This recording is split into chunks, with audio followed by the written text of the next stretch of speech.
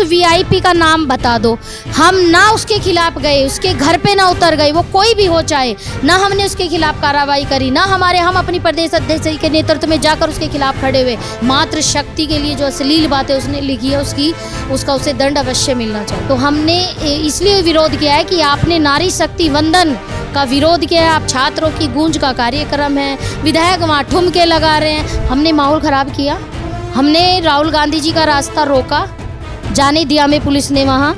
हमें अपना बात कहने का अधिकार था। हम पूछना चाहते हैं राहुल गांधी जी से और प्रियंका गांधी जी से और उसकी सहयोगी पार्टी से, क्यों बेवकूफ़ बनाया जा रहा है। आप ये देखो, जो वो आई थी ना सीट पिछली बार, उससे आधी से भी आधी न रह जाए। जो महिला शक्ति बिल पास हुआ 2023 में, उसमें ये कंडीशन डली हुई है कि उन्हें समय नहीं पता, ना उन्हें अपने पद की गरिमा पता है, हमें कहाँ नृत्य करना है, कहाँ हमें बैठ के रोना है, कहाँ हंसना है, उन्हें कुछ ज्ञान ही नहीं है।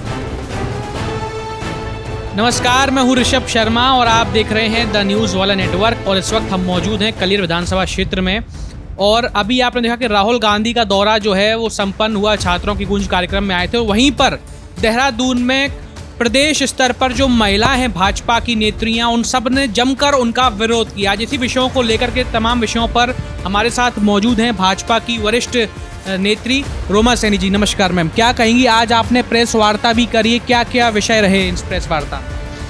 आज प्रेस वार्ता में हमारा मुख्य उद्देश्य यही था, जो राजेंद्र उत्तराखंडी हैं और उन्होंने अभद्र टिप्पणियां सोशल मीडिया पे मात्र शक्ति के लिए की थी, उसके विरोध में हमने प्रेस वार्ता की है। और हम यही गुहार लगा रहे हैं प्रशासन से भी, पुलिस से भी, कि उसके खिलाफ कार्रवाई होनी चाहिए। मात्र शक्ति के लिए जो अश्लील बातें उसने लिखी है उसका उसे दंड अवश्य मिलना चाहिए। जो विरोध प्रदर्शन कर रहा था, राहुल गांधी जी आ रहे थे, तो आखिर क्यों विरोध कर रही थी? राहुल गांधी का साइमन गो बैक के नारे लगे, राहुल गो बैक के नारे लगा रही थी और भाजपा नेत्री इतनी आक्रोश में थी कि सड़कों पर उतर गई। ये क्यों हुआ इतना? कहीं ना कहीं जो भौकाल दिखाया गया भाजपा नेत्रियों ने। देखिए, ये भौकाल नहीं, ये दिल का दर्द था। नारी शक्ति वंदन अधिनियम जो है वो कांग्रेस और उसकी सहयोगी पार्टी ने गिराया है। हमें अधिकार मिलता, हो सकता था 2027 में भी हमें रिजर्वेशन मिलता, सिर्फ कांग्रेस पार्टी की वजह से हमारा वो रुक गया है। तो हमने इसलिए विरोध किया है कि आपने नारी शक्ति वंदन का विरोध किया है, आपने मातृ शक्ति का विरोध किया है, तो मातृ शक्ति भी आपका विरोध करती हैं, आपका उत्तराखंड में सम्मान नहीं करती हैं। आप उत्तराखंड से वापस जाइए। कांग्रेस के जो वरिष्ठ नेता हैं ठस्माना जी, उन्होंने एक बात खुलकर रखी। जब मैं उनसे कल बात कर रहा था तो उन्होंने कहनी थी कि जब भाजपा विफल हो गई राहुल गांधी जी को रोकने के लिए, चाहे वो परेड ग्राउंड पर कार्यक्रम नहीं करने देंगे, परमिशन हो, तब जाकर के उन्होंने अपनी महिला नेत्रियों को आगे बढ़ा दी और वो तरह तरह की ड्रामेबाजी कर रही हैं। ये एक ड्रामा है जिससे वो एक तरह से जो है पूरे माहौल को खराब करना चाहती हैं। क्या ये वास्तविक? हमने माहौल ख़राब किया। हमने राहुल गांधी जी का रास्ता रोका, जाने दिया हमें पुलिस ने वहाँ। हमें अपना बात कहने का अधिकार था। हम पूछना चाहते हैं राहुल गांधी जी से और प्रियंका गांधी जी से और उसकी सहयोगी पार्टी से, क्यों बेवकूफ़ बनाया जा रहा है, क्यों बेवकूफ़ बनाया गया है महिलाओं का। वो पीछे कहते हैं कि बिल पास कर दिया। अरे भाई, बिल पास कर दिया तो उसमें कंडीशन भी तो थी। बिल में कंडीशन थी उसमें कि परिसीमन लागू होगा, जनगणना होगी, तब ये आरक्षण लागू हो जाएगा। तो कहते हैं कि भाई परिसीमन के हम खिलाफ हैं, हमने महिला आरक्षण की भी खिलाफत तो करी नहीं, हम तो साथ में पर करें ना, वो करते ही नहीं। लागू कैसे होगा? जो महिला शक्ति बिल पास हुआ 2023 में, उसमें ये कंडीशन डली हुई है कि परिसीमन के बाद लागू होगा। और जब परिसीमन का विरोध कर रहे हैं तो नारी शक्ति वंदन अधिनियम का ही तो विरोध कर रहे हैं। हम बेवकूफ़ थोड़ा ही हैं, एजुकेटेड है, हमें ज्ञान है इतना। उसमें कंडीशन है परिसीमन के बाद लागू होगा। यानी आपने बिल तो पास कर दिया है कि 35% आरक्षण मिलना चाहिए महिलाओं को, और जब वो लागू करने के लिए परिसीमन बिल आया तो आपने विरोध कर दिया। तो फिर तो आप नारी शक्ति वंदन अधिनियम का ही विरोध कर रहे हैं। विकास नगर के पूर्व विधायक हैं, कांग्रेस के बड़े नेता हैं नवप्रभा जी, उन्होंने भी एक बात खुलकर के कल रखी कि भाई ये जो महिला नेत्री आगे आई तब कहाँ थी जब अंकिता भंडारी का जो हत्याकांड का मामला गरमाए हुआ था, उसके विरोध में कहीं ना कहीं क्यों नहीं आई है? जब कहीं ना कहीं उनको समर्थन देना चाहिए था इस पूरे मामले पर, तब तो सड़कों पर नहीं उतरी, तब तो गायब थी, अब एकदम से कहां से प्रकट हो गया आगे? देखिए, हम हमेशा जो भी गलत है उनके साथ पूरी हमारी टीम, हमारी प्रदेश अध्यक्षा जी खड़ी रहती हैं। हम ये नहीं देखते वो किस पार्टी की है, किस समाज की है, वो कोई भी महिलाओं, सबके साथ खड़े रहते हैं। रही बात अंकिता भंडारी बहन की। अंकिता भंडारी हमारी भी बहन है। उसके साथ जो हुआ वो बहुत बुरा हुआ, भगवान किसी के साथ ऐसा ना करे। लेकिन आप ये बताइए मुझे पत्रकार महोदय जी कि जब अंकिता भंडारी के साथ हुआ तो उनके खिलाफ कार्रवाई हुई या नहीं हुई? कार्रवाई हुई। कहते हैं वीआईपी पे क्यों नहीं वीआईपी? मैं आपके माध्यम से ये कहना चाहती हूँ कि उस वीआईपी का नाम बता दो।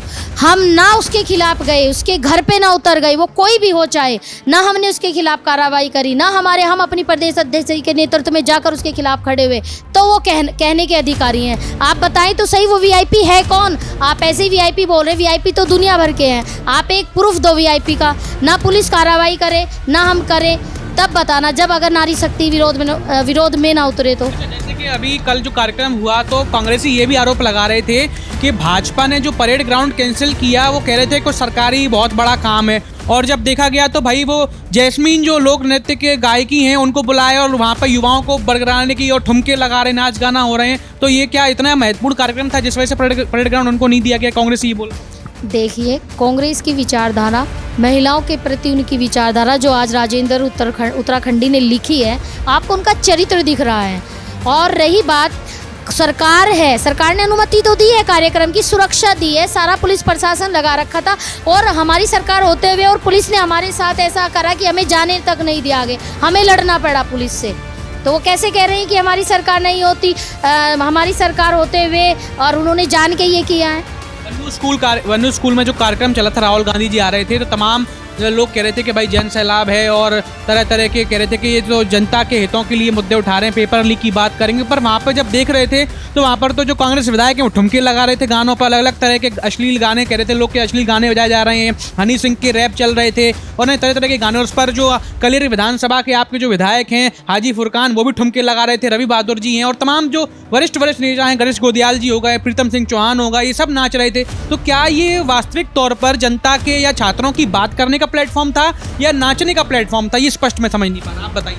देखिए, मैं यही बताना चाहूँगी, ये जो कांग्रेस है यही उसका चरित्र है।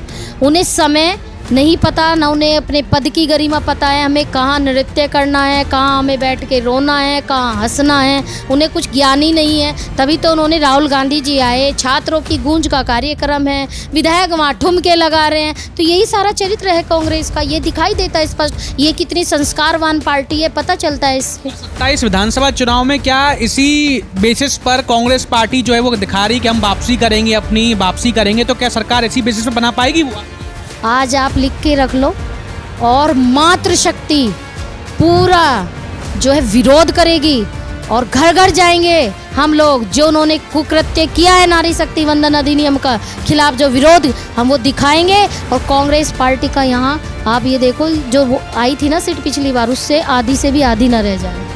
तो दर्शकों, ये थी हमारे साथ में रोमा सैनी जी, जिन्होंने अपनी बात को बड़ी बेबाकी से रखा, बताया कि इस बार जो है 27 विधानसभा चुनाव में किस तरह से बदलाव देखने को मिलेगा, और जो कांग्रेस फालतू के भ्रम फैला रही है उस भ्रम पर इन्होंने पूरी तरीके से पूर्ण विराम लगा दिया है। अब आने वाले भविष्य में चुनाव में क्या होगा ये तो वक्त ही बताएगा, पर आप इस तरह की और भी तमाम खबरों को, ग्राउंड रिपोर्ट्स और इंटरव्यूज को देखने के लिए देखते रहिए द न्यूज़ वाला नेटवर्क। बहुत बहुत धन्यवाद।